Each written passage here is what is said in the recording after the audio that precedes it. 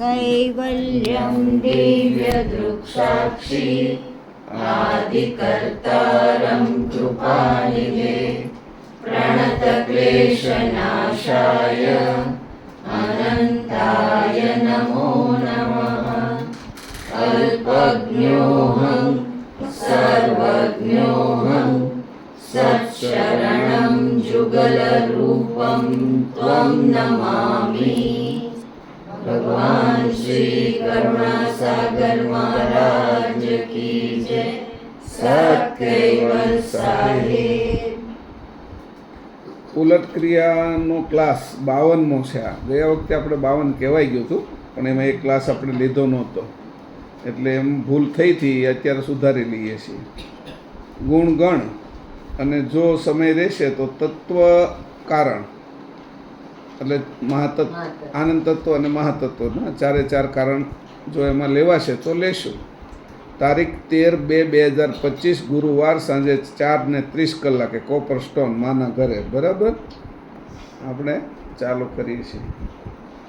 હવે આમાં છે એ પેજ નંબર 349, જે આપણે પહેલાં લીધું હતું. આ ત્રીજો પેટા ક્લાસ થાય છે ગુણગણનો. ઉલટ ક્રિયા એમાં એની આપણે પહેલાં તો આખું વાંચી લીધું હતું ઉલટ ક્રિયાનું, પણ પછી ક્યાં ક્યાં ગુણગણ વિશે કહેવામાં આવ્યું છે એ બધાએ રેફરન્સો લઈ અને વાત કરી હતી, અને એનું ગુણગણની પ્રવૃત્તિઓ કઈ રીતે ચાલે છે એની વાત કરી હતી. એટલે અત્યારે આપણે જોઈશું ઉલટ ક્રિયા વિશે તે ખાસ વાંચવાનું છે, અને કોણ વાંચશે એ છે જોઈ લીજો. થોડો અવાજ એ મોટો જોઈશે. બરાબર, હા, અહીંયા બેહાય, અહીંયા એને ફાવશે ને ત્યાં ઊંચું નહીં પડે.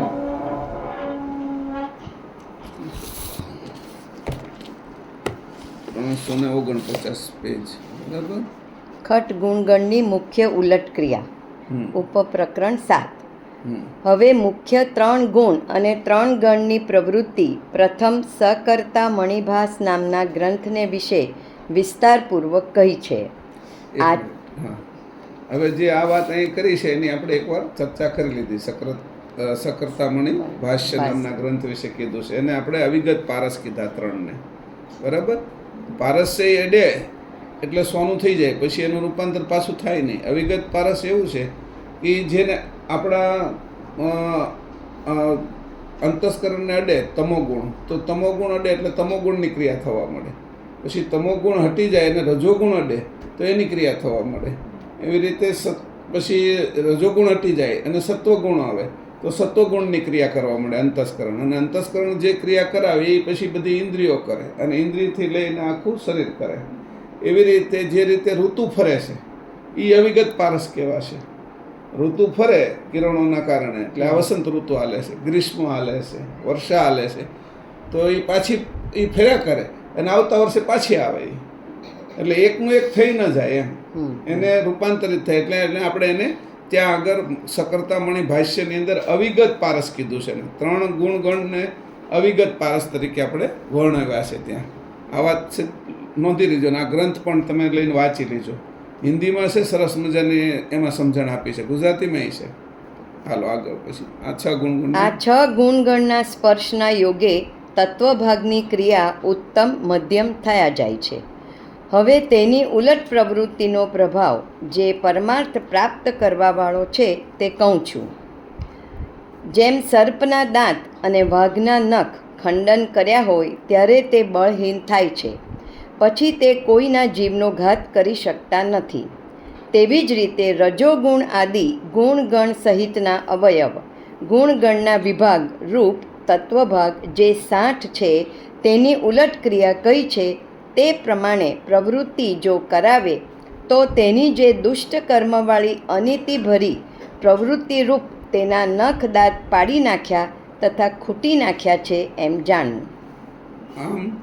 આમ દાંતને પાડવા અને નખને ખૂટવા શા વડે? તે સત્યક્રિયા અને નિયમરૂપ શસ્ત્ર વડે આ નખ દાંતનો નાશ થાય છે. પછી તે વિષયાદિક અધર્મ પ્રવૃત્તિમાં વર્તમાન શું કરવા કરશે? અહો, જ્યારે પરમાર્થના કામને વિશે તત્વભાગ વર્તે ત્યારે તેને ગુણગણની ક્રિયા પણ અનુકૂળ થાય છે અને એકમેક વિચાર કરીને સર્વ તત્વભાગ વર્તમાન કરે છે. જુઓ, રજોગુણની મોહક દ્રષ્ટિ છે તે આદિ મધ્યાંત સર્વજ્ઞ પરમગુરુના લક્ષ્ય વિચારમાં મોહ રાખીને અહોરાત્રિ વર્તે ત્યારે અનિતિવત વર્તીને સરપિંજરી એટલે શરીરરૂપ પિંજરને તાબે થઈને કોઈ કાળે પાછી ન પડે, પણ સર્વ સમૂહ સહિત તત્વોના ભાગ અંશની સન્મુખ મોહરૂપ થાય છે. પછી અંશવૃત્તિ પ્રભુપદને વિશે પ્રચંડ મોહરૂપ જ થઈ લાગે છે. અહો હે અંશ, મોહ વિના કોઈ કાળે ભક્તિ ન થાય અને ભક્તિ વિના રસરૂપ દિવ્ય પ્રતીતિ આવે નહીં, અને પ્રતીતિ વિના જેટલી જુક્તિ કરે તે સર્વ ખાલી છે એમ જાણવું. માટે રજોગુણનો મોહરૂપ વેગ જે છે તેને આ પ્રકારે નિજ અવિનાશી તરફ વાળી રાખવો. આમ પરમેશ્વર તરફ મોહ ક્યારે વળશે? જ્યારે વિષય ભાવના રૂપ આશાનો ત્યાગ પોતે મનથી કરશે ત્યારે જાણવું. અહીંયા પહેલી એની રજોગુણની ઉલટ ક્રિયા કહી દીધી. એટલે કીધું કે પહેલાં તો કીધું આ બધાના જે 60 તત્વો છે એ એના નખ અને દાંત છે. આપણે ત્રણેય ગુણના અને ત્રણેય ગણના જે એના પેટા વિભાગમાં જે આવ્યા એ 60 તત્વો છે.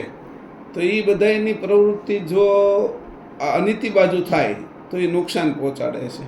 પણ એને તમે દાંત પાડી દો અથવા વિષ કાઢી લો એરુને, પછી ઘરમાં ફરે તોય તમને કંઈ ડંખ મારવાની બીક રહે નહીં.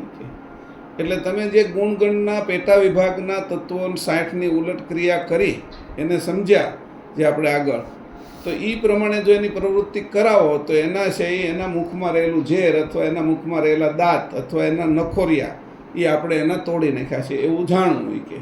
એટલે પછી આ ધર્મ બાજુ આપણે પ્રવૃત્તિ કરવા દેશે નહીં, કારણ કે એને આપણે વાળી દીધી. કઈ બાજુ? તો કે પરમ બાજુ, ચેતન બાજુ. જે પ્રવૃત્તિ જડ બાજુ જતી હતી એને વાળીને પરમ ગુરુ બાજુ લઈ ગયા. એટલે ઉલટ ક્રિયા ત્યાંથી શરૂ થઈ. અહીંયા એ રીતે કહે છે કે આ રજોગુણની દ્રષ્ટિ કેવી છે કે મોહક દ્રષ્ટિ છે. રજોગુણ છે એ બધાની અંદર મોહ જ ઉત્પન્ન કરતો હોય. તો મોહ ક્યાં ઉત્પન્ન કરવો પાછો? જે આ બાજુ દ્રષ્ટિ થઈ ગઈ એટલે બધું જગતમાં મોહ ઉત્પન્ન થાય છે. આપણો જગતના જે તત્વો નાશ પામવાવાળા છે, જે નાસ્તિક પદ છે, એમાં આપણો મોહ ઉત્પન્ન થાય છે. અને આસ્તિક હંમેશા અસ્તિત્વ રહેવાનું છે, જે ક્યારેય નાશ નથી થવાનું, એ પદમાં મોહ ઉત્પન્ન નથી થતો. એટલે દુઃખનું કારણ આ રહેશે કે વારંવાર જગતમાં જન્મ લેવો પડે મોહના કારણે. અને મોહ છે એના કર્મો લાગે છે. પરમ કારણ દેહની નીચે જ્યારે આવી જાય છે આપણે, એટલે કર્મની પ્રવૃત્તિ શરૂ થઈ જાય છે. અને કર્મ જેવા કરી છે એવું પછી એની સાથે આપણું બંધન થાય છે. અને કર્મ બાંધે છે એટલે આવતા જન્મ, એની પછીના જન્મમાં આપણે બંધનની અંદર રહીએ છીએ. અને એ ઋણાનું બંધન એટલે ઋણ કંઈક એને દેવાનું છે અથવા એને આગળથી કંઈ લેવાનું છે. ઋણ લીધું, આપણે ઉધારી લીધી કોઈની આગળથી, તો તમે જે લીધું છે એ સારો ભાગ એ તમારે લેવાનો છે, અને મોળો ભાગ એ તમારો બાકી છે એને આપેલો તો એ હોતું લેવાનું છે. એટલે પાપ કર્મ અને પુણ્ય કર્મ એ બંને તે પરમ કારણ દેહની નીચે થવાના છે. આ મોહક ભાવને તમે ઉલટાવી નાખીએ આપણે. તો મોહક ભાવ કોની બાજુ હોઈ ગયો? તો કે મને મોહ છે એ માત્ર અવિનાશી પદ, ચેતન પદ, જે આ સૃષ્ટિના રચનાકાર અને મારા પોતાના રચનાકાર છે. હું અવિનાશી છું. તો નાશવંતની ભેગો પડ્યો છું એટલે મને એવું લાગે છે કે હું નાશવંત છું. ત્યારે મારી પ્રવૃત્તિ હું પડછાયાની સાથે એકરૂપ થાવ છું. વાંદરો તો ઉપર બેઠો છે, એને કંઈ સિંહ ખાય કેવું હતું નહીં, પણ જ્યારે એને એમ થયું કે મારો પડછાયાનું બે એક છે, વાંદરાને એવું લાગ્યું, સિંહે એના ઉપર તરાપ મારી એટલે ઉપરથી એને એમ લાગ્યું કે હું મરી જ ગયો છું, એટલે એ નીચે પડ્યો અને ખાઈ ગયો સિંહ. એવી રીતે અહીંયા થયું છે કે આપણે છે એ આ જે ભાસ છે, પડછાયો છે, એની હારે મોહ થઈ ગયો છે. હકીકતમાં છે નહીં, હકીકત છે નહીં. આ ખાલી ભાસ રૂપે પડછાયો છે. એ તો આ પ્રકાશ બ્રહ્મ વૃત્તિના કારણે ઉત્પન્ન થયેલી આ બધી વસ્તુ છે. જેમ સૂર્ય હતો તો પડછાયો પડ્યો વાંદરાનો, પ્રકાશ હતો તો અંધકાર રૂપે પોતાનો પડછાયો પડ્યો. એવી રીતે પ્રકાશ બ્રહ્મ વૃત્તિની અંદર અંશ, આ જે તત્વોની પ્રવૃત્તિ શરૂ થઈ એમાં અંશ છે એ આ પડછાયાની અંદર ફસાઈ ગયો છે. અને આ પોતાનું જે સ્વરૂપ છે એ ફસાણું છે, અને મોહક દ્રષ્ટિ હજી તે જડ બાજુ થતી જાય છે આપણી, જેને આપણે ઓળખતા નથી અને આપણે ઓળખતા નથી. એવા જડ તત્વોની જ્યારે મોહક દ્રષ્ટિ થાય કે એ જે આ રીતે જડ બાજુ જવું અને પોતાના ચેતન અમર સ્વરૂપને ન જાણવું, અને આપણે કોના છીએ, આપણે કોના અંશ છીએ, એવા અંશી કોણ છે ચેતન, એને ન જાણવું, એનું નામ અજ્ઞાન. આ અજ્ઞાનની પ્રવૃત્તિ જ્યારથી મને લાગી ત્યારથી છે હું આ 84 લાખ યોનિની અંદર ભટકતો થયો. હવે કીધું તો તમે 84 લાખ યોનિની અંદર આવો છો, તમને દુઃખ, આમ સુખ દુઃખ જ પડે છે, આનંદનો વિષય છે જ નહીં કાંઈ કોઈને. એટલે હવે કોઈ એવો છે કે જે પોતાના સ્વરૂપે થયો છે અને સંસારમાં આવે છે, તો એ આનંદના વિષયમાં રહેશે, સંસારના સુખ દુઃખના વિષયમાં નહીં રહે. જે ગયા ક્લાસમાં મેં તમને કીધું હતું, આપણે ધારો કે આ નાટક જોવા ગયા છીએ, તો નાટકની અંદર આપણે આપણો આનંદ લેતા શીખી ગયા, તો એનું સુખ અને દુઃખ એ આપણી ઉપર અસર કરતું નથી. નાટકમાં કોઈ કરુણ દ્રશ્ય આવ્યું તો એનું દુઃખ આપને થાય, તો એ આપણી આંતરિક સ્થિતિને કંઈ રોવડાવી શકતું નથી.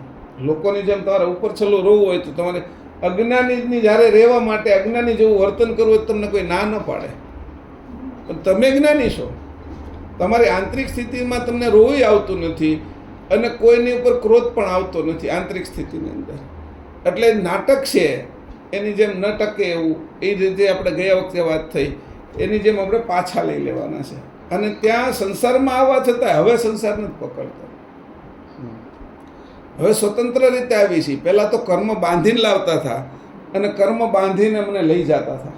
આ શરીરમાંથી મૃત્યુ કરાવે ત્યારે કર્મના બંધન દ્વારા હું જતો હતો અને કર્મના બંધન દ્વારા જન્મ લેતો હતો. હવે હું સ્વતંત્ર જન્મ લઉં છું અને સ્વતંત્ર જાઉં છું. મને આ જગતમાં રહું છતાંય મને પાણી ન અડી શકે. કેમ કે જે કમળ રહેશે, કમળ પાણીમાં જ રહેશે પણ મને ન અડે. કે એનું કારણ કે મારી દ્રષ્ટિ હવે મોહક દ્રષ્ટિ મેં છે એ પદાર્થ ઉપરથી વાળી, રજોગુણી મોહક દ્રષ્ટિ હવે મેં મારી બાજુ અને મારા કર્તા બાજુ ફેરવી નાખી. આ દ્રષ્ટિ ફેરવી એટલે એના જ વિચારમાં રહેવું, એના મય રહેવું. આપણે શું કરીએ 24 કલાક જગતના જ વિચારમાં રહીએ. એ તમે ન ફેરવો તોય પૃથ્વી ફરવાની, આપણે ન લાવીએ તોય ઋતુ આવવાની, આપણે ખાઈ લઈએ પછી ખાધું આપણે ખાવું છે એ ઓલો ભૂખ લગાડે છે એટલે છતાં એના વિચારમાં નહીં, એના વિચારમાં નથી રહેતા કે જે મને ભૂખ કોણ લગાડે છે. આપને એવું લાગે કે હું આ ખાઉં છું પણ ભૂખ ઓલો લગાડે છે ત્યારે તું ખાશો ને તો એની પ્રવૃત્તિ તો ઓટો સિસ્ટમ છે. તું જેની બધું બનાવ્યું છે એની હારે કેમ નથી જોડાતો, અંશને કહે છે. અને પછી તું ખાધા પછી પચાવવાની કાર્ય તો એ જ કરે છે, એમાંય તારું કાંઈ નથી. તારાથી જે સંતાનો જન્મ્યા છે, બાળકો જન્મ્યા છે, એનું ધ્યાન એ જ રાખે છે. કેમ કે લોહી તું તો એમાં વહાવે નહીં. તું જે પિતાથી જન્મ છે એમાંય તે પિતાનું ધ્યાન એ જ રાખે છે. પછી એમ થાય કે ગટપણમાં ધ્યાન રાખવું પડે, પણ હું ધ્યાન રાખીએ કે આપણે ઉપર છેલ્લો હાથ પકડીને થોડીક હાથ પગ દબાવી શકીએ, પણ લોહી બનાવવું છે, એની અંદરથી મળ વિસર્જન કરવું છે, એની અંદરથી રોગ કાઢવો છે, એ બધી તો પ્રવૃત્તિ ઓલો 99.99% પ્રવૃત્તિ કરે અને એ ન દેખાય ને 0.1% પ્રવૃત્તિ આપને દેખાય કે અમે કરીએ છીએ એમાં. એટલે આવી પ્રવૃત્તિની અંદર જ્યારે લાગીએ છીએ ત્યારે મોહક દ્રષ્ટિ ઉત્પન્ન થાય છે સંસારમાં. દરેક વાતમાં જુઓ તો તમે છૂટા પડી જાઓ એટલે કર્મ તમને ન લાગે. કર્મ લાગવાનું શું કારણ છે? પછી તમને કોઈનો હાથ પકડો તો નકર અહંકાર આવશે કે જો મેં આની સેવા કરી, મારા પિતાજીની આ બહુ સેવા કરી. પાછા 5 જણા કહેતા જાય કે એની સાસુ સસરાની કેટલી સેવા કરી પાછા, એટલે એ અહમ જ ચડાવતા જાય, ચાવી જ મૂકતા જાય, આપણે ભરાવતા જાય. એટલે આપણેથી રેલો હાલે કે તમે જેવા તમારા સંતાનોનો ઉછેર કર્યો એવો તો કોઈ નથી કર્યો, તમે બહુ સારા સંસ્કાર આવ્યા, ત્યાં તો આપણે હોમળ ચડતા જ જાય. માતા પિતાની આવી સેવા કરો છો, તમે આ કામ કરો છો, તમે સેવા, તો બધા જ વિષયની અંદર આપને કોઈ પણ હિસાબે જડ બાજુ પ્રવૃત્તિ કરવા માટે જ બધા પ્રયત્નો ચાલુ છે. અને એના કર્મ લાગે ને લાગે. એ કર્મમાંથી જો બાદ થવું હોય તો કા કરાવે છે જી એમ દર વસ્તુ. અરે દાંત એની ન આપ્યો તો ચાવે જ કેમથી? ભલે આ એની અનાજ ન આપ્યું હોત તો રોટલી કેમ ન કરે? રોટલી કરવા માટે તમને તાવડી ના તેની માટે માટી જોતી હતી, એના માટે અગ્નિ જોતી હતી, આ બધી. અને મને પછી બુદ્ધિ ન આપે એ તો રોટલી બનાવું કે કંઈ હું બનાવું એની ખબર ન પડે મને. તો મારી આખી પ્રવૃત્તિની અંદર જે મને મોહ થાય છે એ મોહને આ બાજુનો થાય છે, એ મને મારા કોણ છે સાચા બાજુ તો મોહ થવો જોઈએ ને. મારા નથી એની બાજુ મને મોહ થાય છે, નાટક બાજુ મોહ થાય છે, બધું ખોટા બાજુ મોહ થાય છે, જે ટકવાનું નથી એના બાજુ મોહ થાય છે આપણને. અને જે હંમેશા ટકે છે, અસ્તિત્વ છે, એના બાજુ આપણે કોઈ મોહ નથી થતો. એટલે કીધું મોહક દ્રષ્ટિ કોઈ પણ હિસાબે પરમગુરુ કહે છે સર્વજ્ઞ પરમગુરુની બાજુમાં વાળવી, એની દિશામાં વાળવી. એટલે પરમગુરુ છે એ આપણે સાચી વસ્તુ ધીરે ધીરે સમજાવશે. એટલે જાણ છે ને સુજાણ થતી જશે આપણી. અત્યારે જાણ ધીરે ધીરે અજાણ થતી જાય છે, અને અજાણ જાણને કર્મથી બાંધીને લઈ જવા પડે, અને કર્મથી નવો જન્મ આપે. અને જાણ છે એ જડ થઈ જાય છે, અને જાણ છે એ મધ્યમાં છે. તો જાણનું રૂપાંતર સુજાણમાં કરી નાખીએ તો નાસ્તિક પદનો આપણે ક્ષય કરી નાખીએ અને આસ્તિક પદની અંદર વયા જાય. આસ્તિક પદ એટલે હંમેશા અસ્તિત્વ રહેવાનું છે એ, અને નાસ્તિક પદ જે છે અત્યારે દેખાશે ભાસ રૂપે પણ છે નહીં. હમણાં અત્યારે ત્યાં જે 5-10 મિનિટ થાય કલાક જાય ને, તો હું આજ સવારમાં કહેતો હતો તે મંદિરે બેઠો હતો તો કે એક કલાક આપણે ક્લાસ આંકશું ને ત્યાં 1,07,000 કિલોમીટર પૃથ્વીએ સૂર્યની આજુબાજુ ફરી લીધું છે. 1,07,000 કિલોમીટર. મનુષ્યની હેસિયત છે કે આટલી ગતિ કોઈનામાં આપીએ કે? પાછો એમાં ચલાવવાવાળો નથી હાજર. બસમાં હોય ડ્રાઈવર, ટ્રેનમાં ડ્રાઈવર હોય, પ્લેનમાં પાયલોટ હોય, અને રોકેટ જે ઉપર જાય એના ચલાવવાવાળા તો પૃથ્વી ઉપર બેઠા હોય ને અહીંથી ચલાવે. એમ અવડી મોટી પૃથ્વી છે, એને કીધું કે 3,82,000 કિલોમીટર દૂર ચંદ્ર છે, અને એને યાન અહીંથી મોકલ્યું તો 2-2.5 મહિના સુધી ત્યાં પહોંચ્યું. 2-2.5 મહિના. તો પૃથ્વી જે ફરે છે એ 4.5 કલાકમાં તો એ આટલો આપણે 4 લાખ કિલોમીટર 4 કલાકમાં 4 લાખ કિલોમીટર હાલી નાખે. 4 કલાકમાં આપણે એટલું ફરીએ છીએ. એમ રોકેટ નથી ફરતું. આ ગતિ કોણ ક્યાં બેહીને કરતો હશે? કોણ ચલાવતો હશે? વળી એક્સિડન્ટ ન થાય એનું ધ્યાન રાખે, બીજા ગ્રહારે ભટકાઈ ન જાય. પછી છે બ્રેક મારવી તો એકદમ ઝટકો ન લાગે, પેટ્રોલની વ્યવસ્થા કરતો હશે, એની તે ઓલી સાઈડ લાઇટો હશે, આપતો હશે, ઉપર બધું હાલતું હશે. તો એ ક્યાં બેહીને કરતો હશે આ બધું? તો એના જે અખંડ છે આ બધું નાશ પામવાળું છે, ગતિમાં જ છે. ખાલી 1 કલાકની અંદર આપણે 1,07,000 કિલોમીટર ફરી જાય. વિજ્ઞાન કહે છે આટલું ફરી જાય છે. એ ફરતા છતાં અહીંયા તો આપણે એમ જ લાગે છે સ્થિર જ છે, એકમ ઝટકો પણ નથી લાગવા દેતું. કેટલી મસ્ત બસ હકાવે છે આ. કોઈ બસની અંદર આપણે સૂતા હોઈએ ને એની અંદર એક ઝટકો ન લાગે તો એ બસવાળાને તો ખુશ થઈ જાય આપણે કે કેવી તું બસ હકાવે. આમાં એક ઝટકો ન લાગવા દે, અને જો ઝટકો લાગે તો એ પછી કેવું થાય છે એ આપણને ખબર છે. તો કે મોહક દ્રષ્ટિ તે પદાર્થ બાજુ વાળી. આ પ્રવૃત્તિ જે તારે કરવાની હતી એ ચેતન બાજુ કરવાની હતી, અને તે જડ બાજુ વાળી. તું પોતે હિરણ્યગર્ભ છું. જડ અને ચેતનનું મિલન એટલે જાણ, અને જડ બાજુ જા એટલે અજાણ. આ જાણ છે હિરણ્યગર્ભમાંથી તું ચેતન બાજુ લઈ જા એટલે સજાણ. તારે કઈ બાજુ જવું છે? તો કે અસ્તિત્વમાં, ચેતનમાં, કરતા બાજુ, અખંડ બાજુ. આ બાજુ ખંડિત છે બધું, ખંડિત બાજુ નથી જવું. નાટક કરે ને ત્યાં નથી જવું, જે ટકવાવાળું છે ને ત્યાં જવું છે. જે હંમેશા રહેવાનું છે, ટકવાનું છે એ બાજુ. તો કે મોહક દ્રષ્ટિ મારી એવી એની બાજુ ફેરવી નાખું કે મને કોઈ પણ પદાર્થ ઉપર પ્રીતિ જ ન રહે, એટલે મને કર્મ લાગે જ નહીં. તમને પ્રીત હોય ને તો કર્મ લાગે, મનમાં ભરાય. કોઈને ગાળ દઈને આવ્યા ને તો એ આખો દી મગજ મારે, તો ગાળે દીધી તો એને દીધી, એને દેવાની છે, અને હું ક્યાં લઈને આવ્યો એમ કરીને મૂકી દીધી તો તમને ન વાગી. કોઈ ખીજાય તોય તો તમને આખો દી 2 મહિના 3 મહિના એ સામે મળે તો યાદ રહે કે આ મને તો એ કર્મ ચોટે છે. આવી રીતે કર્મ ચોટે છે.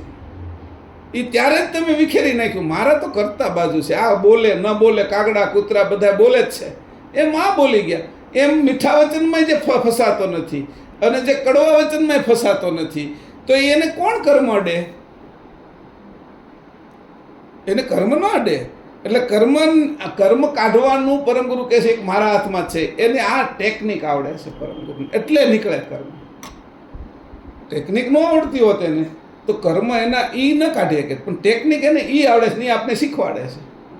જો તું કોઈને બાંધ્યો છો, કોઈને બોલ્યો છો, તને કોઈને કંઈ તકલીફ પડી છે, તો તું 15 દિવસ મહિનો દિવસ સુધી તારા મગજમાં એ રહેશે. તો ચોટ્યું ને તને.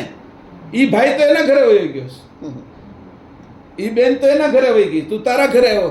હવે એ જે કર્મ છે આને જેવું ચોટ્યું એવું એને ચોટ્યું.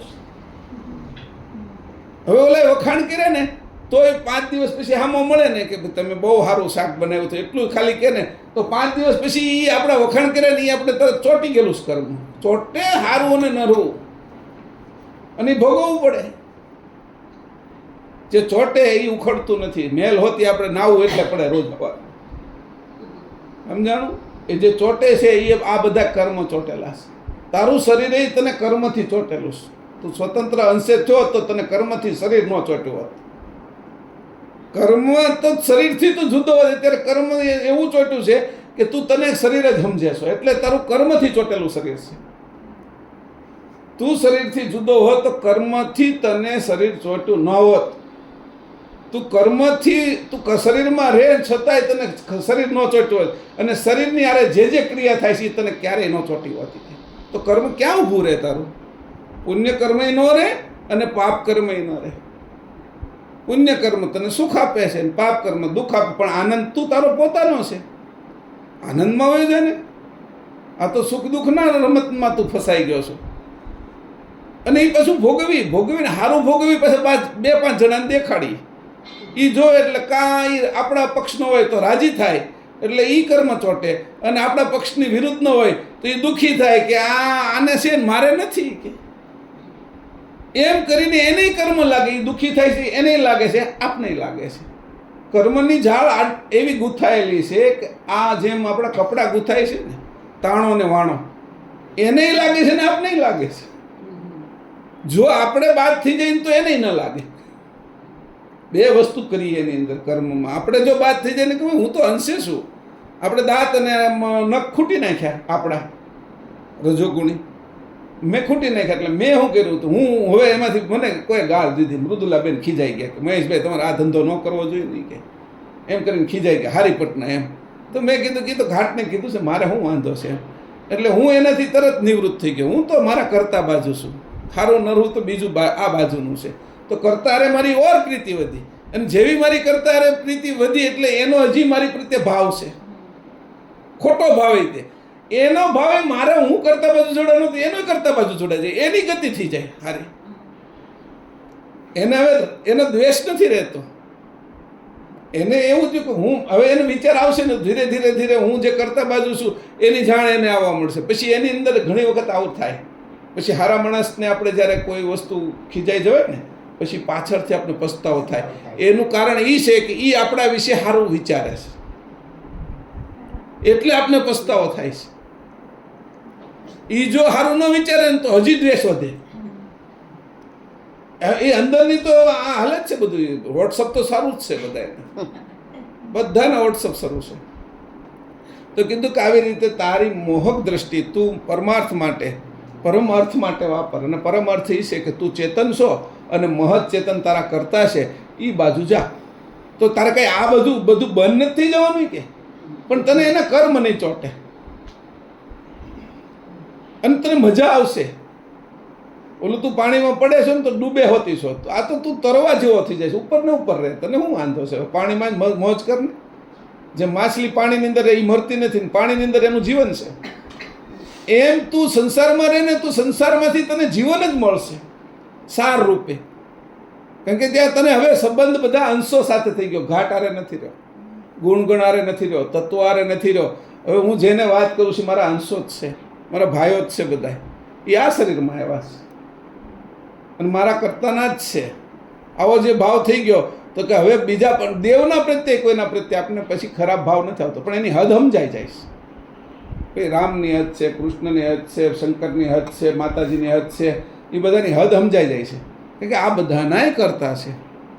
એના વિશે તે સૂક્ષ્મ માહિતી આપી દીધી. એનું આયુષ કેટલું છે, એ કઈ રીતે કામ કરે છે, એ તત્વના ભાગે છે, એમાંય અંશ છે. એ અંશ તો આપણો છે સજાતિનો.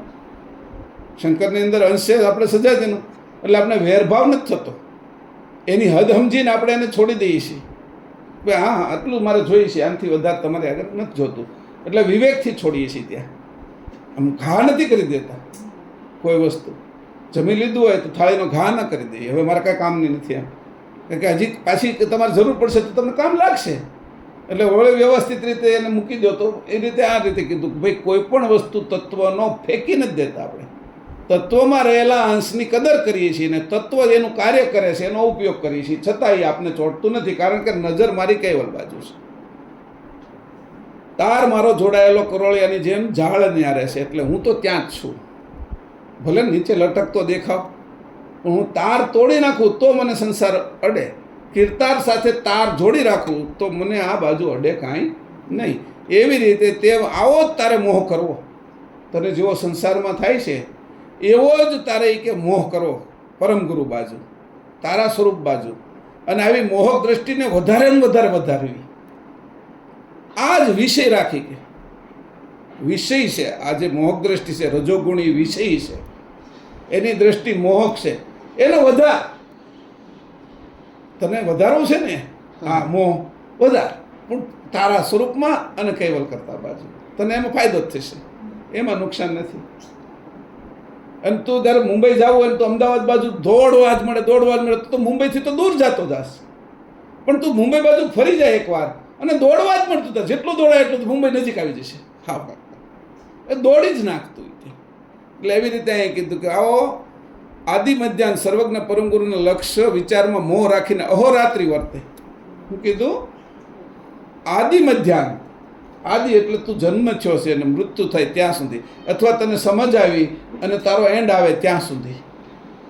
સમજ આવી તારો જન્મ સમજી લેવાય કે, કારણ જન્મ શરીરનો થયો, સમજનો જન્મ નહોતો થયો. હવે મારો સમજનો જન્મ થયો છે.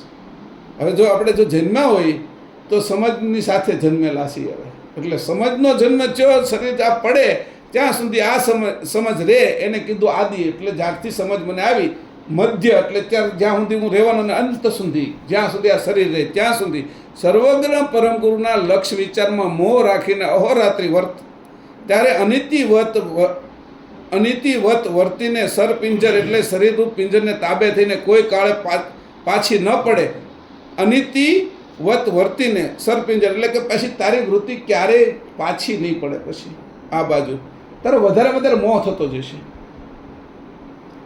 આપણે દ્વેષ થઈ ગયો તો હવે જે બાજુ દ્વેષ થયો છે એના બાજુ જ હવે આપણે મોહ કરી. અને દ્વેષ થયો તો મને અજ્ઞાન થયું હતું, મને સમજ નહોતી, એટલે મેં દ્વેષ થઈ ગયો. દ્વેષ થવાનું કારણ સહજ થઈ ગયો. હું આ બાજુ ચોંટી ગયો એટલે ઓલી બાજુ દ્વેષ થઈ ગયો. લગ્ન કરાવે ને છોકરાના, એટલે એની નવી વહુ આવી હોય એટલે એની પત્ની હારે વધારે બોલવા મળે, એટલે મારે ઓછું બોલતું થઈ ગયું, એટલે સ્વાભાવિક દ્વેષ થઈ ગયો, ઓછું થઈ ગયું. એને ખબર નથી, એને તો માં તો છે જ, બરાબર. પણ મોહ હવે મા બાજુ એટલો નથી રહ્યો. મોહની ટકાવારી સ્ત્રી બાજુ વધારે હોય ગઈ, અને એમાં સંતાન થાય તો મામાંથી ઓછો થઈ જાય, અને ઓલી પત્નીમાંથી ઓછો થઈને પાછું સંતાનમાં વયો જાય, પતિમાંથી ઓછો થઈને સંતાનમાં વયો જાય. મોહ કેવું રૂપ લે છે, તો એ જ મોહ છે એને તારે છે ત્યાં વાળી દે કે. એટલે તું ભૂલી ગયો છો કે મારે ક્યાં લાગવું જોઈએ, એ તને નથી સમજને. એમને તત્વની ક્રિયાના કારણે તું પ્રવાહમાં વયો જાશ, વહી જાશો. આ વહેણમાં વહી જવાની જે તત્વ બાજુની ગતિ છે એને છોડી દેખાડે, અને એની ઉલટ ક્રિયા કરતા. આની કીધું રજોગુણની ઉલટ ક્રિયા કરી. આગળ વાંચીએ આપણે. હવે તમોગુણ તે અનેક પ્રકારે ઘાતક કર્મને વિશે ક્રોધ વૃત્તિ ઉપજે છે, તેની અકારણ જે પ્રવૃત્તિ હોય તે પ્રથમ જોવી, પછી તત્વોનું વિષય વર્તમાન થાય તેનું ખંડન કરવા તે સંધિમાં તમોગુણ ધારણ કરવો.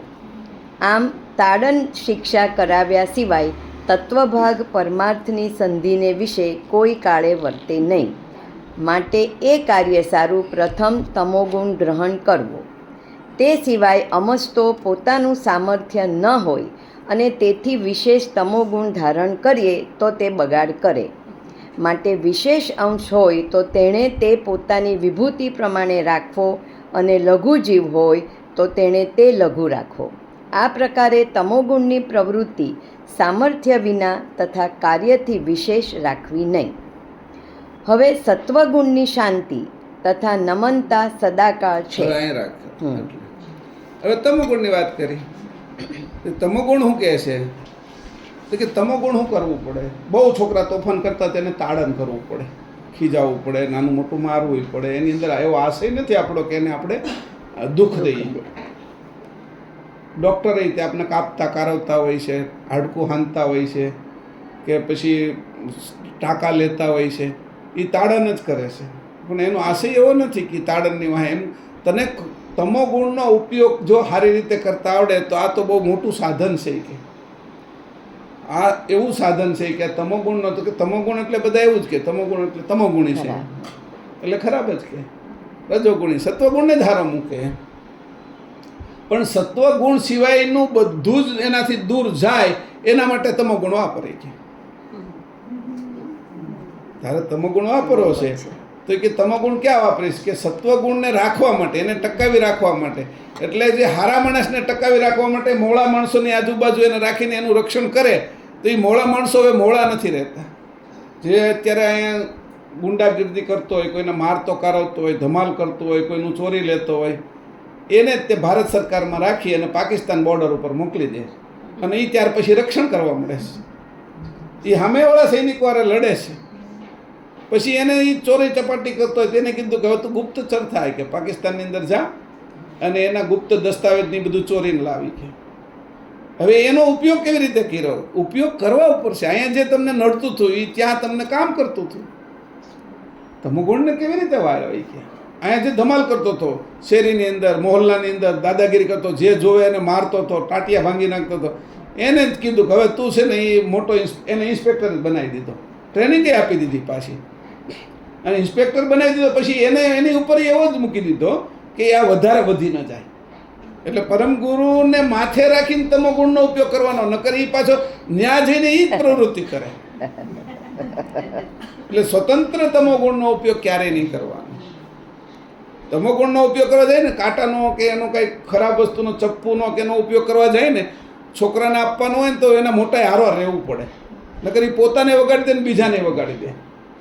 એને વસ્તુ આપવી પડે એવી છે, ધારો કે, તો એને આપવી જ પડે એવી છે, તો એના માટે સાથે કોઈને રહેવું પડે. હવે તમોગુણનો તમે ઉપયોગ કરવાનો છે ને, તો તમોગુણને સમજીને ઉપયોગ કરવાનો. તો પરમ ગુરુ રૂપ જે સજાણ જાણ છે એને સાથે રાખો, તો તમોગુણનો ઉપયોગ કર્યા પછી એને ક્યારે બાજુ મૂકી દેવો એને ખબર પડે. આખો દી તમોગુણ લઈને ફેર્યા કરી પછી, અને એમથી ફાયદો જ હોય, બે જણા બીતાય હોય પછી તો કે ચારને બીવરાવું તો હાલશે આપણું એમ. એટલે તમે પછી એક મોટો એની સામે આવે ને ત્યાં એને નુકસાન થઈ જાય મોટું.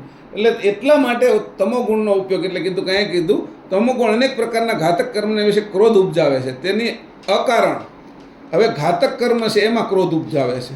એની અકારણ જે પ્રવૃત્તિ હોય તે પ્રથમ જોવી. અકારણ શું કરે છે તમોગુણ? કારણથી ખીજાણસ કે અકારણ ખીજાય છે? અને કારણ છે એ પ્રત્યક્ષ કારણ છે કે પરોક્ષ છે? ત્યારે ખીજાય ત્યારે પ્રત્યક્ષ તોફાન કર્યું હોય એને એટલે ખીજાય. ઓલો હોશિયારનો દીકરો છે, એ તમોગુણનો એવો ઉપયોગ કરે કે બીજાને એવી હળી કરે છે કે બીજા તોફાન કરે અને એ ડાયો થઈને બેહે. એને એવું આવડે છે તમોગુણને યારે રમતા. પણ એ સારી વસ્તુ છે જો એ પરમગુરુ બાજુ વાપરે તો. નકર એવું થાય કે એ હોશિયાર જ એવો હોય એટલે તરત એને એ રીતે વાપરે એમ. તો તમોગુણને વાપરવાનો છે તે કે એની પ્રવૃત્તિ પ્રથમ જોવી. આ કઈ રીતે થાય છે? તમોગુણ કેવી રીતે મારી અંદર આવે છે? અને એ તો બહુ ડાયો હોય, આખા ક્લાસને ધમાલ કરાવતો હોય ને જે, એ ડાયો બહુ હોય. અને જે ચડી જાય ને એ બધા ભોળા ને ભોટ હોય. ભોટ એટલે ભાન વગરના.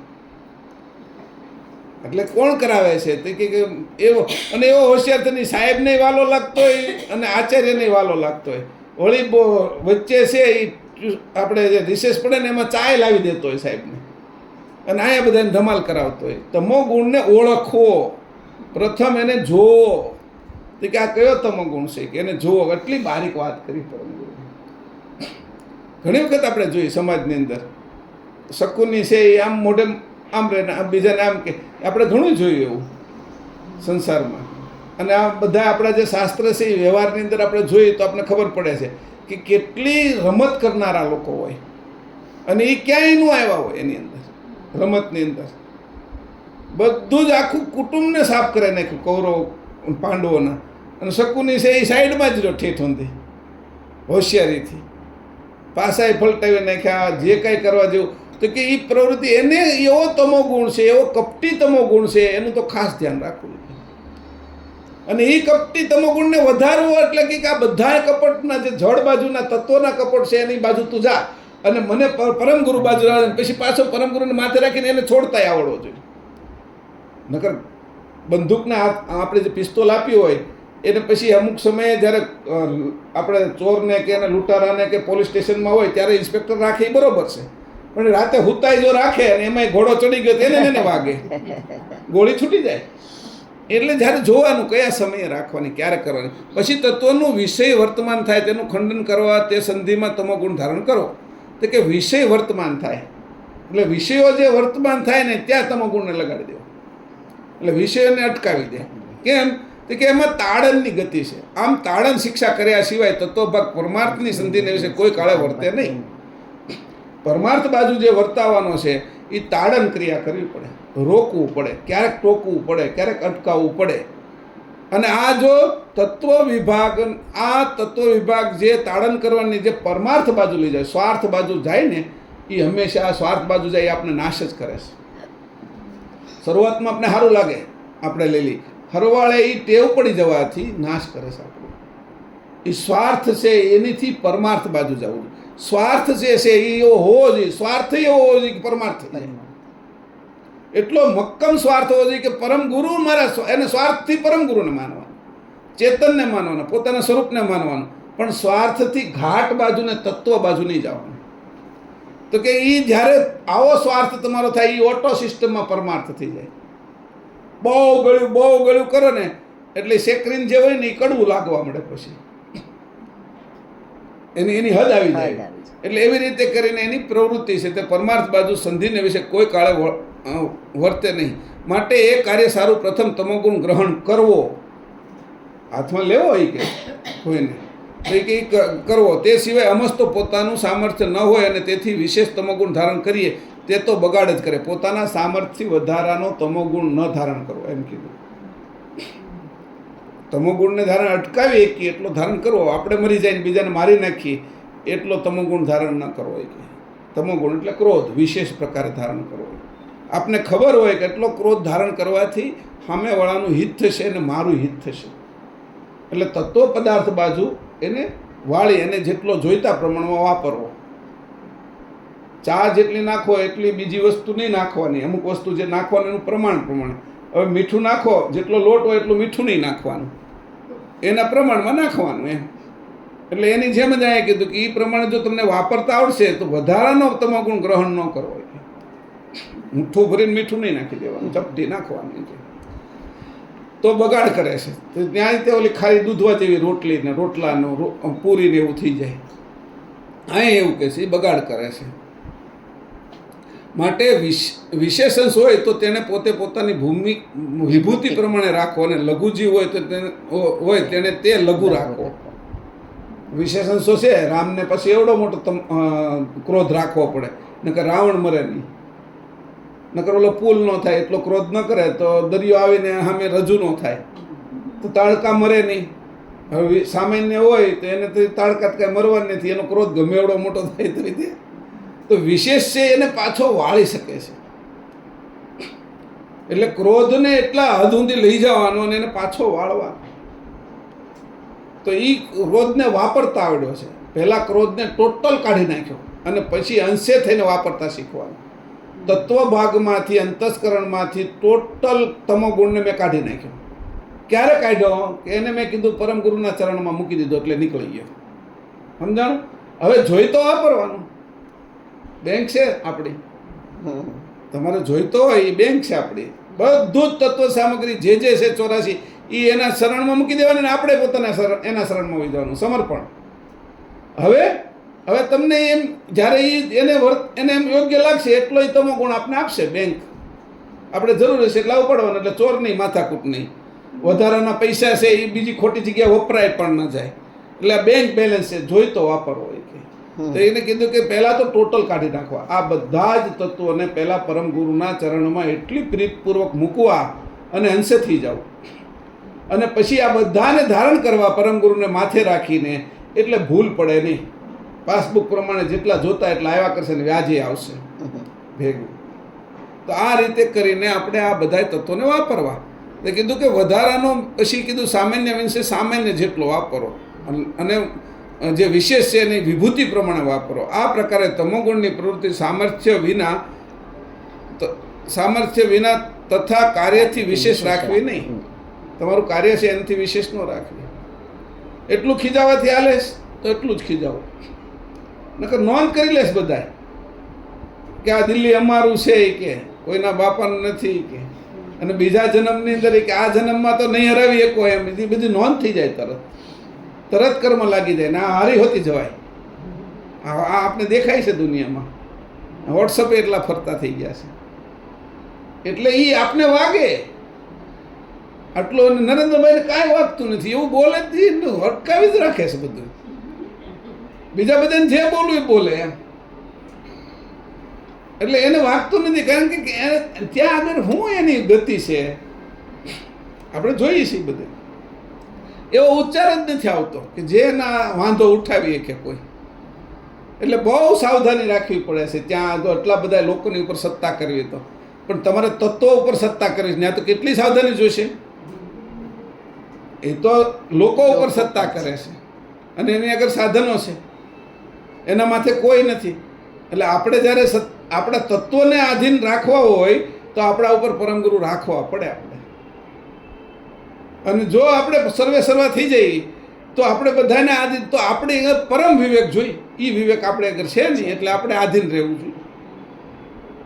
અને આધીન નથી રહ્યા એની હાલત જો તમોગુણ કેવો ઘૂસી જાય છે.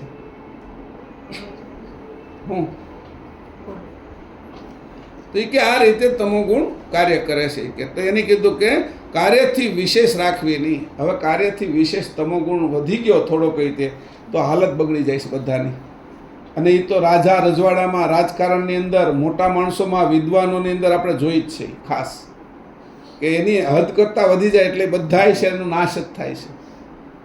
ગમે એવા હોય, હારાનો નાશ થઈ ગયો છે. જ્યારે ભૂતકાળમાં જોઈએ આપણે રામાયણ મહાભારતની અંદર કાળમાં, તો જે હારા લોકોએ અમુક પ્રવૃત્તિની અંદર ગયા છે તો કેવો નાશ થયો છે એનો.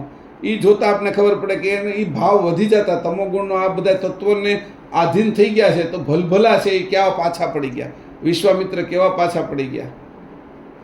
પછી જે ત્રિશંકુ છે એ સ્વર્ગમાં જાય તો એનાથી કેવા પાછા પડી ગયા. આવા બધા લોકો પાછા પડી જાય છે. એટલે અહીંયા જોવાનું છે કે એટલો વધારે ન રાખવો જોઈએ.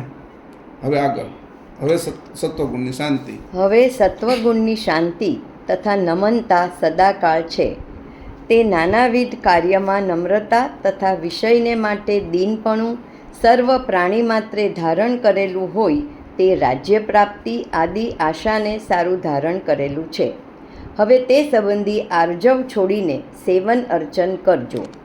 આ સત્વગુણની આજ્ઞા વિશેષ કરીને અંતકરણ ઉપર છે. તે આજ્ઞા સત્યક્રિયાને વિશે વાળવી. વળી સત્વગુણનું સામર્થ્ય પરમ અદ્ભુત છે. તે પોતાને સ્પર્શે કરીને સકળ તત્વભાગને પોતાના સરખા કરી દે છે. પછી નિજરૂપ તથા પ્રભુ પ્રાપ્તિ થવાને વાર લાગશે નહીં. પણ જો ઉપાસનાએ સર્વકાળ પોતાનું અંતર્હૃદય સર્વજ્ઞ પરમગુરુ પાસે રહે તો તેમની કૃપા અનુરાગ વડે અનાદિ ભજન આપણાથી સુલભ રીતે થાય. આ પ્રકારે 3 ગુણની ઉલટ પ્રવૃત્તિ કહી તે જ પ્રકારે પ્રેમ વિરહપૂર્વક અહોરાત્રિ વર્તજો. એથી કરી નિજ ભાવ ભૂલી ગયા હશો તે નીતિએ ચાલતા પુનઃ પ્રાપ્ત થશે. કીધું નિજ ભાવની કીધું છે કે સત્વગુણ છે એ શાંતિ તથા નમનતા સદાકાળ છે. સત્વગુણ ધારણ કરો એ અડેલો છે ત્યાં સુધી આપણે છે એ શાંતિ રહેશે. જે ગુણ અડે છે એનો પ્રભાવ બતાવે છે બધાની અંદર. તો સત્વગુણને વધારે રાખવાનું કીધું છે. પછી એટલો સત્વગુણ ન રાખતા જેથી કરીને જડતા આવી જાય, એટલે ઠંડા પડી જાય, એની અંદર ઉત્સાહ ન રહે કાર્ય કરવાની. આપણે જે કાર્ય કરવા, જે પરમગુરુ બાજુ જવું છે, જે અંશે થવું છે, એની અંદર સત્વગુણ છે. એને કીધું કે આ બધાના શરીરમાં પરમગુરુ ન આવ્યા. અવિગત ચોલો એટલે બનાવ્યો કે આ બધાના શરીરની અંદર એ આવે તો સત્વગુણના કારણે એની પ્રવૃત્તિની અંદર આક્રાંતતા ન આવી શકે. તો વિષ્ણુમાં આવે તો એટલી આક્રાંતતા ન લાવી શકે. વિષ્ણુએ તે જ્યારે તમોગુણને ધારણ કરવો પડે છે ત્યારે શંકરની જ આરાધના કરવી પડે છે. મેં એક બે વાર વાત હોતી કરી હતી. વિષ્ણુએ પોતે જ્યારે છે ત્યારે રામ છે એને સત્વગુણ એટલો ધારણ થઈ એને જ્યારે ત્યારે છે એ તમોગુણ છે એ વિશ્વામિત્ર આગળથી પહેલી જે લડાઈ કરી એટલે તમોગુણને ધારણ ત્યાં સુધી હાંજ સુધી એમને જ લડ્યા કર્યા, મારતા નહોતા, તાડકાઈ નહોતી મારી એની. અને સુબાહુને તો પેલું કરીને મારીચને તો દૂર ફેંકી દીધો. પણ આ કે સ્ત્રી છે એટલે હું મારીશ નહીં. સત્વગુણ એ જે રાક્ષસી છે કે સ્ત્રી નથી, ત્યારે એની કીધું કે તો હું તો સ્ત્રીને કોઈ પણ હોય કે રાક્ષસી હોય તો સ્ત્રી મારાથી ન મરાય કે. સત્વગુણની આ નબળાઈ છે. એટલે ત્યારે એને એવું કીધું વિશ્વામિત્રે, કારણ કે વિશ્વામિત્ર તમોગુણ ધારણ કરેલા હતા. તમોગુણને એને શાંત કરવા માટે યજ્ઞ કરતા હતા. એટલે એ જો તમોગુણ કરે તો એને કરે એટલા હથિયારો હતા કે મારી છે કેમ હતા. વિશ્વામિત્ર તો પહેલા હતા. તો ત્યારે એને એવું કીધું કે હે રામ, હું તમને આજ્ઞા કરું છું તમે મારો કે. એટલે હવે તમોગુણ એનો પોતે રામની અંદર નાખ્યો. રામની અંદર તમોગુણને પ્રવૃત્ત કર્યો. ત્યારે એ સત્વગુણ એટલો સત્વગુણ નહીં જોઈએ કે આ સત્વગુણ તમને મારી નાખશે, પછી દવા લેવાય નહીં જાવ કે મારા બેક્ટેરિયા મારા શરીરમાં મરી જાય, મન ન પોસાય. પણ તને નુકસાન કરનારા બેક્ટેરિયા તને મારી નાખવાવાળા છે તો એને તારે મારવાની, દવા નહીં લેવાની, કાં તારી પ્રતિકારક શક્તિ નહીં વધારવાની તારે. તું એમ કે ભલે એ મને મારી નાખે એવો સ્વીકાર આપણે કરવાનો નથી. પરમ ગુરુ કહે છે, દાદા છેલ્લે કે રોગ હું છું કે. મેં કીધું પણ પ્રતિકાર તો કરો, રોગ હું છું એમ કરીને હું કેમ સ્વીકારો છું? આખરી સ્થિતિ આ જ હતી અને હું કહેતો તો હું કામ નથી કરતા એમ. રોગને ભગાડવો જોઈએ, રોગ હું કામ હું થઈ જાવ એમ. તો જ્યારે એટલો સત્વગુણ વધી જાય ત્યારે હાલત શું થાય કે સત્વગુણ છે એ હોતી દુર્ગુણ બની જાય. સત્વગુણ દુર્ગુણ બની જાય, હાનિ કરનારો થઈ જાય. હાંજે જો એને ન મારે તો એને કીધું કે અત્યારે જે બળ છે ને એનું દિવસ દરમિયાન એનું હાન થતાં 1000 ગણું બળ વધી જશે. રામ તમે નહીં મારી શકો ને હું નહીં મારી શકું. પછી હાથમાં હું હથિયાર લઈશ ને તોય નહીં મારી આજ્ઞા છે તમે મારો. આ આજ્ઞાથી માર્યા. હવે સત્વગુણની આ હાલત છે. હવે રામ પાછા ફરીથી આ જ ઘટના મળે, રાવણને મારવાનો છે. હવે જ્યાં સુધી શંકર એટલે તમોગુણની પૂર્ણ આરાધના ન કરે, શિવલિંગ એટલે રામેશ્વરની સ્થાપના કરી, પરિપૂર્ણ આરાધના કરી, અને ત્યારે એની જે આરાધના કરીને તમોગુણ ધારણ કર્યો, એ ધારણ કર્યો ત્યારે સત્વગુણ સાઈડમાં જો ત્યારે રામ એટલો સત્વગુણી નહીં થવાનું એમ કીધું. રામને માને આપણે કંઈ આ વિષયની અંદર નથી, એમાં એ તો વિશેષ અંશો છે. તો આપણે એ વિષયની અંદર નથી. એટલે આપણે જોવાનું છે કે સત્વગુણને ઉપયોગ કરવાની રીત પણ આપણે જોવાની. એટલે પરમ ગુરુએ કીધું હું સત્વગુણના આટલા કીધું તમે શંકાદી નિરંજનના શરીરમાં આવીએ કોઈ ના કે નિરંજનનું શરીર એ તે મારા કામનું નથી. પછી કે તમે છે એ બ્રહ્મા વિષ્ણુ શંકર તો કે બ્રહ્માજી વહિતળ છે એનું શરીર હું ધારણ ન કરી શકું.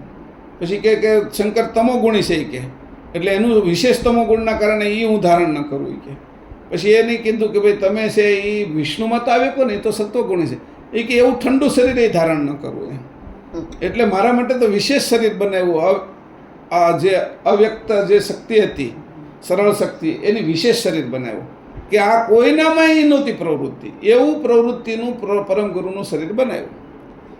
ત્યારે આ જ્ઞાન આપણે આગળ છે. નકર આ જ્ઞાન આપણે આગળ હોત નહીં જો આ પ્રવૃત્તિનું એને શરીરનું, નકર તો અવ્યક્ત જ હોતી. વ્યક્ત થવા માટે આ જ્ઞાન માટે આપણે આગળ છે કે જો તમે એક એક તત્વની માહિતી જેમ છે એમ તમને હું આપું છું. એટલે અહીં કીધું સત્વગુણનો ઉપયોગ જે કરવાની રીત છે, અને સત્વગુણને કીધું કે સેવા અર્ચન કરજો. હવે તે બધી આર્જવ છોડીને સેવા અર્ચન કરજો કે આ સત્વગુણની આજ્ઞા વિશેષ કરીને અંતસ્કરણ ઉપર છે. તે આજ્ઞા સત્ય ક્રિયાને વિશે વાળવી. વળી સત્વગુણનું સામર્થ્ય પરમ અદ્ભુત છે. હવે એક વાત એ સમજવાની છે, સત્વગુણનું સામર્થ્ય પરમ અદ્ભુત છે, પણ સત્વગુણને વાપરવાની રીત આવડવી જોઈએ. તમે જેને આકર્ષવા હોય એને સત્વગુણને ધારણ કરો એટલે સંમોહિત થઈ જાય દુનિયા. એટલો મોટો સંમોહ કરવાનો સત્વગુણ છે, અને દૂર કોઈને કાઢવા છે તો તમોગુણ વાપરવાનું. રજોગુણથી એટલા સંમોહિત ન થાય કોઈ. એટલા સત્વ આચરણ વિચરણ એવાથી દુનિયા આખી સંમોહિત થઈ જાય. મોટા મોટા લોકો છે એ સત્વગુણને એટલો ધારણ કરી રાખે છે કે એની આજુબાજુ લોકો, સ્ત્રી, પુરુષો એ સંમોહિત થઈ જાય. તો કે એનું સામર્થ્ય કે એવું છે કે બધાને સંમોહિત કરી નાખે છે. સત્વગુણની અંદર સમોહ પ્રવૃત્તિ છે. આ સમજો તમે. રજોગુણ કરતાંય વધારે. રજોગુણ તો તમને અમુક કાર્ય પૂરા થયા પછી છૂટા પાડી દે, પછી સામું જોવાનું મન ન થાય. તમે ખાઈ લીધા પછી 10 લાડવા ખાઈ લો ને, પછી રજોગુણના કારણે ખાધા ને પછી 11મો ખાવા જાય ને તો ઉલટી થવા મળે, કારણ જોવો જ નથી એમ, એવું તમને એના પ્રત્યે. પણ સત્વગુણને તમારે ઓર વધારે થાય. સત્વગુણ એવી વસ્તુ છે એટલે વધારેમાં વધારે. એટલે સમોહની અંદર એનું સામર્થ્ય અદ્ભુત છે કે હવે સમોહ જ કરવો છે મારે અને સત્વગુણ જ રાખવો છે, તો કોના બાજુ રાખવું? કે પરમગુરુ બાજુ. હું એમાં સંમોહિત થાવ ને એ મારામાં સંમોહિત થાય. રજોગુણી રાખું તો થોડી વાર સંમોહિત થાય ને પછી સમોહ મટી જાય. પણ સત્વગુણ અખંડ સંમોહિત કરનારો છે, એમાં ખંડ પડતો નથી. સત્વગુણ બધાને જ ગમે છે. ખીલેલું ગુલાબ હોય, આખો દિવસ ખીલેલું હોય, બધાને ગમશે. સુગંધિત આખો દી રહેતું હશે, એ બધાને ગમશે. પણ એમાં જ્યારે તમોગુણ લાગે છે એને હુકવી નાખે છે એટલે ગમતું બંધ થઈ જાય છે. તો કીધું કે જો તમારે નિરંતર સત્વગુણને ધારણ કરવો છે તો કે આ એનું સામર્થ્ય કે અદ્ભુત છે, કે પરમ અદ્ભુત છે. પાછું આ પોઈન્ટ વાંચવા જેવો છે કે સત્વગુણનું સામર્થ્ય પરમ અદ્ભુત છે. હવે આ સત્વગુણે કરીને જલ્દી પરમ ગુરુ મળી શકે આપણે, આમ હોતી પાછું. અને વળી સમાજની અંદર રીતે આપણે કોઈ બીજી નામોશી ન થાય. સમાજમાં એ રહી કે સમાજને સત્વગુણ તો જોઈ જ છે, બધાને ગમે. તે પોતાના સ્પર્શે કરીને સકળ તત્વોને પોતાના સરખા કરી દે છે. હવે આજુબાજુના સત્વગુણ તમે ધારણ કરો ને એટલે બધાય તમારાથી આકર્ષાય. મારે શું ટેવ હતી, કોઈ પેન કી આવે ને એટલે હું મુંબઈ પહેલાં ગયો, એટલે આમ બધાની ઓફિસમાં બેહું એટલે કંઈક પેપરો કે આ તે પડ્યું હોય ને તો પેન હોય તો એમાં વંદે માતરમ, જય શ્રી રામ, ભારત માતા કી જય એવું લખવું. એટલે એ લખવાના કારણે જે પછી હું ઊભો થયો ને પછી બધા જોવે તો ધીરે ધીરે ધીરે કરતાં મારા પ્રત્યે જે ભાવ એ જોવાનો હોય ને એ વેપારી તરીકે અથવા કોઈ ધંધાકીય રીતે એની કરતાં મને જુદી રીતે જોવા મળે. આ લખવાની એક સારી લખવાની ટેવના કારણે. હવે હું એક પેપર પડ્યા હોય, કોઈ ન્યૂઝપેપર છે, જૂનું છે, કંઈ એના કાગળિયા પડ્યા છે જેમાં વધારાનું લખ્યું છે ને આજુબાજુ જગ્યા ખાલી છે, તો એ જગ્યાની અંદર હું લખી નાખું વંદે માતરમ, ભારત માતા કી જય, જય શ્રી રામ, એવું બધું લખું. જે કાંઈ લાગે એક બે હારી ચોપાઈ હોય, ઓલી આપણે કહેવતો હોય ને સંપત્યા જંપ ને આવું, એ સત્વગુણના કારણે એ બધું લખાય ને તો ધીરે ધીરે ધીરે એને કીધું કે એ અહીંયા કીધું છે સકળ તત્વને પોતાના સરખા કરી દે છે. આ વાત એ સાચી છે કે મારો અનુભવ છે કે બીજા બધા એને ધીરે ધીરે કરતા એ આપણી જેવા કરી નાખે. અને પછી આપણે જ્યારે જઈએ છીએ ત્યારે બીજાને ગમે કહે છે આપણે અરે એ વર્તન ખોટું કરતા નથી. આ લખવાના કારણે આ સત્વગુણ ત્યાં મારી અંદરનો સત્વગુણ પેનમાં અને પેનનો છે એ અક્ષરમાં, અક્ષરનો ઉતારીને ઓલાની આંખમાં, એમ કરીને સત્વગુણ છે એ તત્વોને પોતાના જેવા કરી દેશે. એટલે સત્વની કેવી રીતે પ્રવૃત્તિ થાય છે. પછી સત્વગુણ ધારણ કર્યો તો આપણે કોઈનો હાથ પકડી કંઈક બીજું કંઈક કામ હોય, લાવ હું કરી દઉં તને, છેલ્લે આપણે લઈ લઈએ કોઈની સત્વગુણના કારણે. એટલે આપણા પ્રત્યે પછી ઓલોને ઉદ્વેગ ન થાય, એને આપણા પ્રત્યે ખરાબ ન આવે, આપણે અભાવ ન આવે. એવી રીતે સત્વગુણની પ્રવૃત્તિ છે. અહીંયા જે આ વાક્ય લખ્યું છે ને એ એટલા માટે કહ્યું પોતાના સરખા કરી દે છે. પછી નિજ રૂપ તથા પ્રભુ પ્રાપ્તિ થવાને વાર લાગશે નહીં. સમજાણું? નિજ રૂપ પ્રભુ પ્રાપ્તિ થવાને વાર લાગશે નહીં. આ સત્વગુણની પ્રવૃત્તિ છે કે પણ જો ઉપાસના એ સર્વકાળ પોતાના અંતર હૃદય સર્વજ્ઞ પરમગુરુ પાસે રહે તો તેમની કૃપા અનુરાગ વડે અનાદિ ભજન આપણાથી સુલભ રીતે થાય. આ સત્વગુણથી એની હારે રહી તો નિરંતર અનાદિ ભજન થાય. આ આદિ ભજનો છે બધા જે કૃતના દેવોના, કૃતના તત્વોના, એ બધા આદિ ભજન છે. જ્યારે સત્વગુણ નિરંતર આપણે અંદર ધારણ કરી રાખીએ, એને 3 વાત કરી છે કે એનું પરમ અદ્ભુત સામર્થ્ય પરમ અદ્ભુત છે, તત્વોને પોતાના સરખા કરી નાખે છે, અને ત્રીજી વાત એની અહીંયા લખી છે આ સત્વગુણની કે એ અનાદિ ભજન આપણાથી સુલભ થઈ શકે. આ 3 વાક્યો છે ને અહીંયા સત્વગુણ માટે બહુ મહત્વના છે. આ સામાન્ય રીતે વાતચીત તો ધ્યાનમાં નહીં આવે આપણે. પણ મેં કીધું કે તત્વોને સરખા કરે એનો મારો દાખલો મેં દીધો. પરમ અદ્ભુત છે એની હોતી વાત કરી કે પરમ જ્યારે કૈવલ બાજુ પરમ ગુરુ બાજુ ને આપણા સ્વરૂપ બાજુ વાળી તો એને સંમોહિત કરી લઈએ આપણે. અને લોકની અંદર રીતે આપણી નામોશી ન થાય, કારણ કે સત્વગુણને તમે ધારણ કર્યો છે ને એટલે નામોશી ન થાય. એટલે પરમ અદ્ભુત છે. એની સાથે એવું કીધું કે અનાદિ ભજન આપણાથી સુલભ કરી શકાય.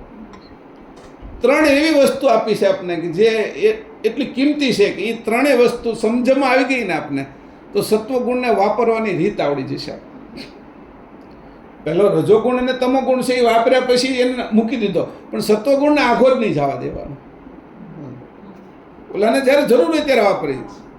કપડાને આખો દી આઘાત નહીં જવા દેવાના. ચંપલ ક્યારેક વાપરી બહાર જાય ત્યારે, દુપટ્ટો હોય તે બહાર જાય ત્યારે પહેરીએ. અમુક વસ્તુ ચશ્મા તે જ્યારે જરૂર હોય ત્યારે પહેરી, પણ અમુક વસ્તુ તો જુદી પાડવાની જ નહીં. એમ આ વસ્તુ છે જુદી પાડવાની નહીં. સત્વગુણને એવી રીતે રાખવાનો, રજોગુણને ચપ્પલની જેમ વાપરવાનો, તમોગુણને ચશ્માની જેમ વાપરવાનો, પેનની જેમ વાપરવાનો. પણ કપડાં 24 કલાક પહેરી રાખી આપણે, કપડાં વગરના રહેતા નથી કાંઈ ના કાંઈ. એની જેમ આ કપડાની જેમ સમજવો, સત્વગુણને વાપરવો છે મારે. આ સત્વગુણની જો પ્રવૃત્તિ આવડી ગઈ તો ત્રણ વસ્તુ કેટલી મહત્વની કહી દીધી છે. ફરીથી કહી દઉં છું. વળી સત્વગુણનું સામર્થ્ય પરમ અદ્ભુત છે. પછી તે પોતાને સ્પર્શે કરીને સકલ તત્વ ભાગને પોતાના સરખા કરી દે છે. ત્રીજું કે તો તેની કૃપા અનુરાગ વડે અનાદિ ભજન આપણાથી સુલભ રીતે થશે. સુલભ, સરળ, હાવ સરળ, હાલતા ચાલતા ખાતા પીતા સુલભ થઈ જશે. કારણ કે સત્વગુણ જ મેં એની બાજુ આવ્યા છે. અને બીજો ગુણ આવે છે તો એને અટકાવી દઉં છું. પછી નથી અત્યારે જરૂર, બને ત્યાં સુધી જરૂર નથી એમ કરીને મેં વાળ્યો છે. મને બધા તત્વો વાપરતા આવડે છે, કારણ કે પરમ ગુરુની બેંકમાં મૂકી દીધા છે પહેલાં, અને હું ત્યાં જમા થઈ ગયો છું. એટલે મારું પૂર્ણ સમર્પણ કરી પછી મને એ આપે છે, એ વાપરું છું. એટલે હવે મને બધા જ અનુરૂપ છે. હવે મને કોઈ નડવાવાળા નથી, મને કોઈ આ કર્મમાં બાંધે એવા હવે રહ્યા નથી. કારણ કે હવે હું જે વાપરું છું એ કર્મ બંધનથી જુદો છું. હવે હું જારાથી ભજીયા તળું છું, પહેલાં હાથથી તળું, જારાથી હવે બહાર કાઢું છું ભજીયા. એટલે હવે ભજીયા ખવાય છે અને હું દાંતતો પણ નથી. એમ આ સંસારમાં રહેવાય છે અને કર્મથી હું દાંતતો પણ નથી, સારા અને મોળા. ઝારો નહોતો રાખતો ને, મને કંઈ ખબર નહોતી પડતી, હાથથી કાઢતો હતો. એમ એનાથી હું દાજી જતો, ફરફેલો. પણ ખાવાનું બહુ મન થતું હતું, કે ભાવતા થાય બહુ એમ, પણ હું તળાઈ જાય એટલે હાથથી કાઢતો હતો, એમાં દાજાઈ જતું હતું. હવે મને ઝારો આપી દીધો. ઝારો પરમ ગુરુએ આપ્યો છે આપણને, કે આ સાધન દ્વારા, આ સાધન શું છે, ઝારો શું છે, સમજણ. મેં અર્પણ કર્યા પછી મને એની એવી સમજણ રૂપી વસ્તુ આપી દીધી, કાલે આ તું રાખ. અને આનાથી બધી પ્રવૃત્તિ કરી સાધન આપી દીધું, સમજણ રૂપી સાધન. અને સમજણ રૂપી સાધનની સાથે પાછો વિવેક આપ્યો.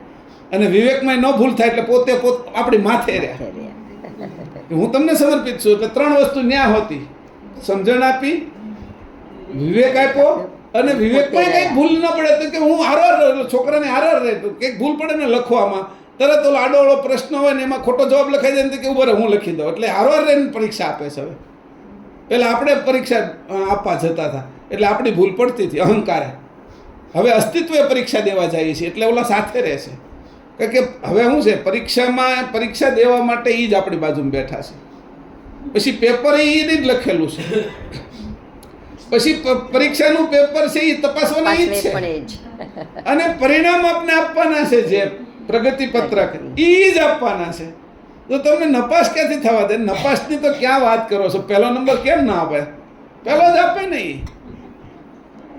એટલે અહીંયા જે પ્રવૃત્તિ કરવાની છે, પહેલા નંબરની પ્રવૃત્તિ, આપણે અત્યારે 3 ગુણને જો બરાબર સમજી લઈએ અને એની અંદર આ અદ્ભુત કે ત્યારે કે અનાદિ ભજન આપણાથી સુલભ થાય છે. આ પ્રકારે 3 ગુણની ઉલટ પ્રવૃત્તિ કહી તે જ પ્રકારે પ્રેમ વિરહપૂર્વક અહોરાત્રિ વર્જ્ય. હવે એમ કીધું પ્રેમ અને વિરહ બે કીધું છે. પ્રેમ પરમ ગુરુ રાખવાનો ને વિરહ એટલો રાખવાનો કે ભાઈ તમે મારથી દૂર નહીં જતા. એમ છોકરું છે આપણે બહાર જતા ને ટાંગા પકડી લે એમ જ રાખવાનું, એને દૂર નહીં જવા દેવાનું. આપણે ભલે ગમે ભોગવવું પડે પણ એને દૂર નહીં જવા દેવાનું. જો એ દૂર જાય છે ને તો આપણું બધું ગયું છે. આ બાજુનું બધું મળશે પણ તને કાંઈ નથી મળ્યું, પથરા જ મળે એવું સમજજે. હીરા આવડા મોટા મળશે ને તો ઉચકીને તને પથરા વજન જ ઉચકવાનું છે. અને સોનું મળશે ને તો એ કંઈ તારી હારે આવવાનું નથી. આને દૂર નહીં જવા દેવાના. અહોરાત્રિ વર્તજો, વર્તન જ આવું કરો. એથી કરીને નિજ ભાવ ભૂલી ગયા હશો તે નિત્ય ચાલતા પુનઃ પ્રાપ્ત થશે. તમારો નિજ ભાવ, તમારું સ્વરૂપ, નિજ ભાવ એટલે તમારું સ્વરૂપ. અને આ બધા ભાવ કેના છે? તત્વના ભાવ. આ પરભાવ છે. પ્રભાવ પડે ને બીજાનો, એ પરભાવ કહેવાય. આને નિજ ભાવ કહેવાય, મારો પોતાનો ભાવ. વાત સમજજો કે ઓલા કીધું ને કે આ ભાઈ આવું કર્યું, એનો પ્રભાવ પડે આપણી ઉપર, એટલે ગુલામી કરીએ એની, સ્વતંત્રતા વહી જાય આપણી. પરભાવ અને નિજ ભાવ, કે તું જે ભૂલી ગયો છે એ તારો નિજ ભાવ ભૂલી ગયો છે. અને આ રીતે પ્રવૃત્તિ કરતા પુનઃ પ્રાપ્ત થશે. ભલે ભૂલી ગયો કે પાછો આવશે ખરો કે જો આ પ્રવૃત્તિ કરીશ તો. અને ગામના પ્રભાવમાં, કૃતના પ્રભાવમાં રહીશ કે બ્રહ્મના પ્રભાવમાં રહીશ, કે આ બાજુના દેવોના પ્રભાવમાં રહીશ, વિશેષ પુરુષોના પ્રભાવમાં, ઋષિ મુનિના પ્રભાવમાં રહીશ, તો એમ જ સમજાય કે પ્રભાવ જ છે અને પરભાવ છે. તારો નહીં, બીજાનો. પર એટલે બીજા. અને એનાથી જે ઉત્પન્ન થયેલો ભાવ એ તને તારે ઠેઠ સુધી નહીં પહોંચવા દે. એ પછી વિષ્ણુનો હોય, શંકરનો હોય, આદિશક્તિનો, નિરંજનનો, એની અંદર અંશ છે એને હું માનું છું, પણ એનો પ્રભાવ મારા ઉપર ન પડે. કેમ કે મારો નિજ ભાવ જાગી ગયો છે. એ હવે હું ભૂલી ગયો તો એ હવે પ્રવૃત્તિમાં આવી ગયો છે. આ નિજ ભાવને પ્રવૃત્તિમાં લાવવા માટે ઉલટ ક્રિયા અત્યાર સુધી હાલી. 63 તત્વોની ઉલટ ક્રિયા આપણે જેમ સેમ કીધી. 63 થયા, 60 પહેલાના 3, હજી ગણની આપણી આવતા ક્લાસમાં કહેશું. પણ આટલા મહત્વના છે આ મુદ્દાઓ કે એની અંદરથી તમને એટલું બધું મળી જાય છે. એક ખેતરની અંદર આટો મારીને તો આખા ગામનું ખાવાનું પૂરું થાય એટલું છે, આપણાનું નહીં. ઘણાના ખેતર નાના હોય, એની વાડી નાની હોય, એમાં આટો મારે તો એનાથી પોતાના પૂરતું મળે. ટમેટા મળે, ગાજર મળે, મૂળા મળે, એની અંદરથી કંઈ અમુક વસ્તુ કંઈક થોડાક છે એ આપણે શીબડા મળે, આરિયા મળે, કાકડી મળે, તો એનાથી પોતાનું હાલે. પણ આ તો એટલું મોટું ખેતર છે, એની અંદર તો આખા ગામનું પૂરું થાય એવું છે. બધા અંશોને પૂરું થાય એટલું છે. આ કોઈ દી ઘટે નહીં એટલી સામગ્રી પરમગુરુએ આપી. જેટલા અંશો છે એટલા, ઉત્પન્ન થવાના છે એટલા, અને વયા ગયા એટલા, બધાને કામ લાગે એટલી સામગ્રી પરમગુરુ આપી કે ઘટતે જ નહીં. અને આને છે એ ઘટ આવે નહીં. અને આનો તમે ઉપયોગ કરો તો આનું પરિણામ આવે ને આવે જ. બીજા બધા એનું પરિણામ સારું અને નરવું આવશે. આ તો તારા પક્ષમાં પરિણામ આવશે, નિજ ભાવમાં આવશે. પ્રભાવ છોડ બધા. કૃતના કોઈ પણ પ્રભાવમાં તું નહીં રહે. નવધા ભક્તિથી 4 મુક્તિ મળે એમાંય નહીં રહે, વિદેહ અવસ્થા થાય એમાંય નહીં રહે, જીવન મુક્ત થાય એમાંય નહીં રહે, કે સહજ સમાધિમાં તું ફરતો હોય એમાંય નહીં. એ બધા દુનિયાના પ્રભાવ છે. કબીરજીનો પ્રભાવ આવ્યો, તારો છે આમ. વશિષ્ઠજીનો, અષ્ટાવક્રનો આવ્યો, જનકનો આવ્યો, રામનો આવ્યો, કૃષ્ણનો આવ્યો, શંકરનો આવ્યો, શંકાદિકોનો આવ્યો, નારદનો આવ્યો, હનુમાનનો આવ્યો. એ પ્રભાવની જરૂર નથી, મારા નિજ ભાવની જરૂર છે. એટલે જેટલા પ્રભાવ છે પરથી ઉત્પન્ન થયેલા એ બધાય બાજુમાંથી જશે, એ ઓવારે વયા જશે. બધું પાણી ચોખ્ખું થઈ અને વહેશે. હવે કચરો બધો સાઈડમાંથી જશે. આ રીતે કીધું પુનઃ પ્રાપ્ત થશે. હશે તે નીતિએ ચાલતા પુનઃ. આ કે જે ભૂલી ગયો છો એ નીતિ, આ નીતિએ ચાલવાનું છે તારે. અને બાકીની બધી અનિતિ છે. તું તારા સ્વરૂપે અને કરતા કેવલ અને પરમ ગુરુના ચરણમાં રહે, એનું નામ નીતિ છે. એના સિવાય તું બીજી જગ્યાએ જ્યાં રહે એ બધી અનિતિ છે. અનિત પદાર્થો છે એટલે અનિતિ છે, અને નીતિ છે નિત્ય છે. એટલે આ રીતે નીતિ અને અનિતિના વ્યાખ્યા કરી. નીતિ એટલે હારી અને અનિતિ એટલે ખરાબ, એવી રીતે નહીં. નિત્ય છે અને અનિત્ય છે કે. એટલે તારે હવે નિત્ય રહેતા શીખવાનું છે ને નિજ ભાવમાં રહેવાનું. આ ચોથું વાક્ય મહાન આવ્યું છે. ઓલા 3ની સાથે આ ચોથું વાક્ય એટલું મોટું છે કે નિજ ભાવમાં રહેવાનું, પ્રભાવમાં નહીં. આ એટલું છે ને નિત્ય વર્તવાનું છે કે. એટલે પુનઃ તારું શરૂ થાય, અનિત્ય નહીં. એટલે નિત્ય વસ્તુમાં રહેવાનું છે, અનિત્ય પદાર્થમાં નહીં. આ વાત આમાં આજે મુખ્ય જે મુદ્દા આવ્યા એની આપણે છણાવટ કરી. શ્રીમદ કરુણા સાગર મહારાજ કી જય. શ્રીમદ કરુણા સાગર ભગવાન કી જય. સત કેવલ સાહેબ. હા શોભામાં સારું વાંચ્યું. ફોન આગળ કરતા હા એ આવ્યો છે.